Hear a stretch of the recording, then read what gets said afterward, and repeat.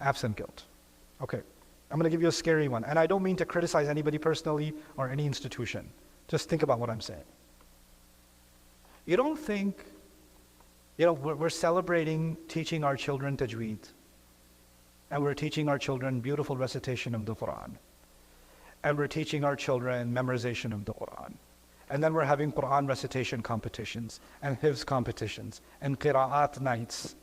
And we're celebrating Qur'an, celebrating Qur'an, celebrating Qur'an. And nobody thinks for a moment that when we go in front of Allah on Judgment Day, Allah will say, you made people feel like they have served my book without ever making them contemplate what it is that they're reciting. You distracted people from the Qur'an using the Qur'an.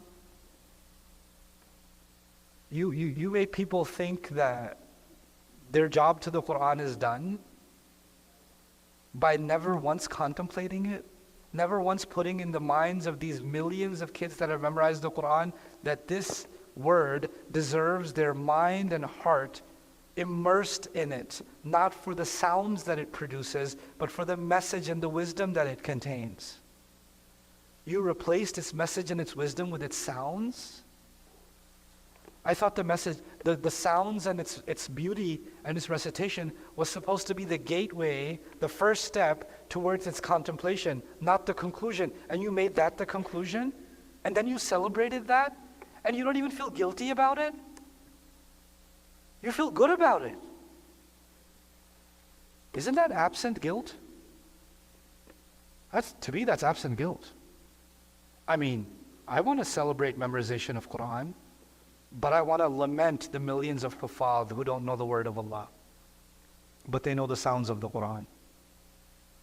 To me, that's a tragedy. How close, this heart has Qur'an in it, and it was never given the thirst to know what it says. Never. And even when they said, oh no, they're a hafiz now, they should become an alim, they should become a scholar, then they will study every other subject. They'll study fiqh, they'll study aqidah, they'll study seerah, they'll study kalam, they'll study mantiq, they'll study Guess one subject they're not going to study deeply, ever. Quran. I went to Pakistan, I went to Indonesia, I went to different Muslim countries. Wallahi al-azim, I went to madaris and I said, where's the takhassus in Quran? Where's the specialization in Quran? Oh, we don't have that. We teach fiqh these many years, we teach aqidah these many years. Okay, what about Quran though? No, we just read this tafsir. I was like, yeah, but that's not Quran. Quran. That's one tafsir, but Quran is a library. Quran study. Yeah, we don't do that. Then I called Dr. Akram. I was like shocked. I was like, Dr. Saab, where's Quran being taught in the world? And he's like, I can't think of any place. Like maybe some places in Sudan, there's some efforts happening here and there in like Morocco, but generally no. I'm like, what?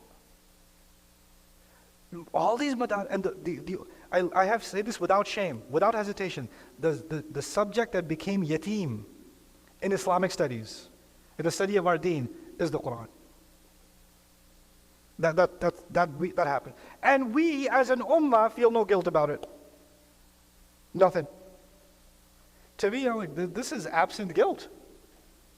There's something very wrong here.